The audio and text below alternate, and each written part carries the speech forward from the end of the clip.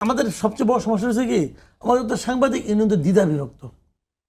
এটা করে যে আমাদের কত বড় ক্ষতি হয়েছে ভাই, এটা কোনো সীমা নাই।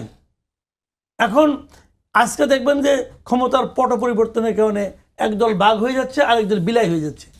আবার কয়দিন আগে এই বিলাই কিন্তু বাঘ ছিল, তখন এদের গর্জনে কেউ চলতে পারতো না, এখন তারা মিউ মিউ করে। তো আবার দেখবেন ক্ষমতা পট পরিবর্তন আবার কি হয়।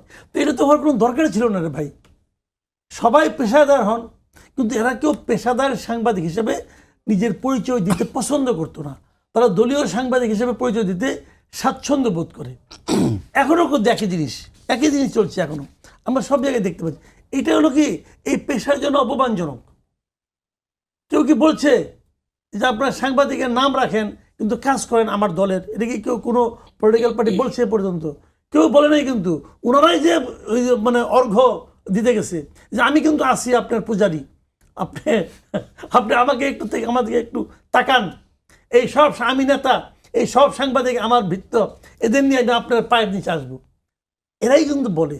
মানে আমাদের সাংবাদিকের যে মধ্যে যাদের সিনিয়র দেখেন ভাই, আমি একটা আনফর্চুনেট একটা কথা বলি, এটা বললে অনেকে হয়তো মাইন্ড করবেন, কিন্তু কথাটা বাস্তব। সেটা হলো গিয়া, ওই যে যখন আপনার ছেলে যদি ফুটবল খেলতে আসে, ফুটবল খেলা শিখে, তো ওরা জিজ্ঞেস করেন তুমি কেন ফুটবল খেলবা? ও কিন্তু বলে আমি মেসির মতো হবো, হ্যাঁ আমি অমুকের মতো হবো, রোনাল্ডোর মতো বলে। কিন্তু যে ক্রিকেট খেলে সে সাকিব আল হাসান হতে চায়, অথবা মাশরাফি হতে চায়, অথবা আপনার মুশফিক হতে চায়, অথবা সচিন হতে চায়, তার সাথে একটা আইডল আছে। কিন্তু আপনার যদি কোনো ছোট ভাই সাংবাদিক হতে আসে, তাই আপনাকে জিজ্ঞেস করে মুস্তফা ভাই আমি কার মতো সাংবাদিক হব, আপনি কারোর নাম বলতে পারবেন না। আপনাকে তাকায় দেখেন আশেপাশে, এই প্রফেশনে কোনো আইডল নাই। কিন্তু এখন নাই, মানে শেষ হয়ে গেছে। এখন নাই। আপনি যাদের কথা বলবেন তাদের তোরা দেখেই না, তো মরে গেছে, কবে মরে ভূত হয়ে গেছে। আপনি হয়তো জহুর হোসেন চৌধুরীর কথা বলবেন, তাই না? তো আপনি এটা কেমনে হবে ভাই? ওটা তো নাই কেউ এখন আর।